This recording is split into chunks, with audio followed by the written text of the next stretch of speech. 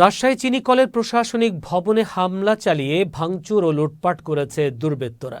সোমবার দুপুরে তারা চিনি কলের প্রশাসনিক ভবনের ৮টি কক্ষে হামলা চালিয়ে অন্তত ৯টি কম্পিউটার ও প্রিন্টার ভাঙচুর করে ১ লাখ টাকা লুট করে নিয়ে যায়। এ সময় দুর্বৃত্তদের মারপিটে আহত হয়েছেন ২ জন। চিনিকলের রেশন শাখার করণিক শাহিনুর রহমান জানান, দুপুর ১২টার দিকে চিনিকলের মৌসুমি কর্মচারী ট্রাক্টর ড্রাইভার রফিকুল ইসলাম রেশনের ১ মণ চিনি নিতে আসেন। এ সময় তার নিকট চিনির দাম ছাড়াও বস্তার দাম বাবদ আরও ২০ টাকা চাইলে এ নিয়ে তর্ক বিতর্ক হয়। এর জেরে রফিকুল ফোন করে তার নিজ গ্রাম কাটাখালীর শ্যামপুর এলাকার অন্তত ১০ থেকে ১২ জন দুর্বৃত্ত রেশন বিভাগে হামলা করে।